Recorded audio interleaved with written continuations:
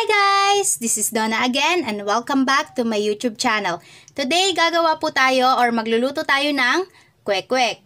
Ito po yung mga ingredients na kakailanganin natin. Kailangan po natin dito ng all-purpose flour or harina, cornstarch, orange food color, salt, nilagang itlog, garlic powder, ground black pepper, and kailangan din po natin ng tubig. Ayun lang po yung mga ingredients na kailangan nating i-prepare, kaya umpisahan na po natin. Sa isang mixing bowl, pagsasamahin lang po natin yung ating harina and yung ating cornstarch.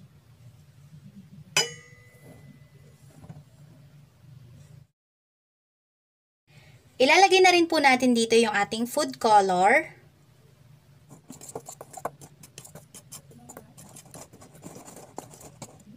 Ilalagay na rin po natin yung ating salt, ground black pepper, at pati na rin po yung ating garlic powder. Yung pong ating garlic powder ay optional lang. Kung pang negosyo po yung gagawin nyo, pwedeng hindi nyo na po lagyan ng garlic powder.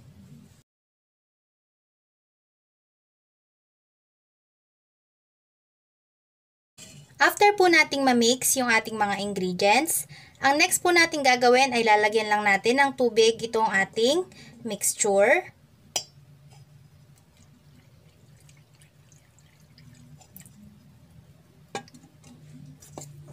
Dapat po dahan-dahan lang din yung paglagay natin dito ng tubig para matansya po natin kung gaano kalapot yung ating harina or yung ating mixture.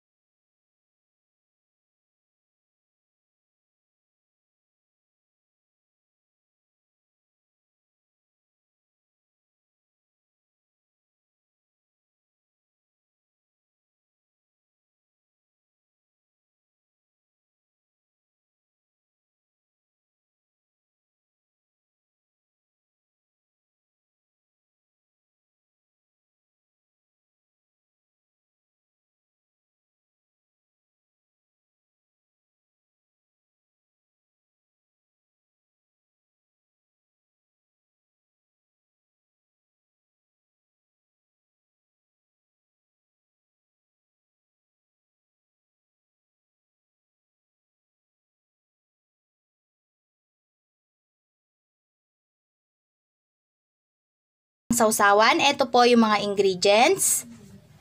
Meron po ako ditong pipino, onion minced, brown sugar, siling labuyo at yung ating paminta, salt, and yung ating vinegar. Pagsasama-samahin lang po natin itong ating mga ingredients. Ilalagay ko na po muna yung ating suka. Next po ay yung ating salt.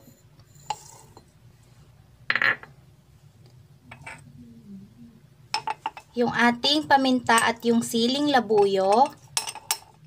Ilagay na rin po natin yung ating sibuyas. Ilagay na rin po natin yung ating brown sugar. Pagkatapos ay hahaluin lang po natin ito ng mabuti para mag-combine yung mga ingredients na mga nilagay natin.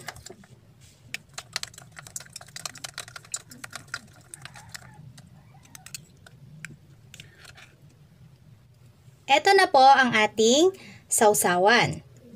Napakadali lang po nitong gawin at napakasarap po nito.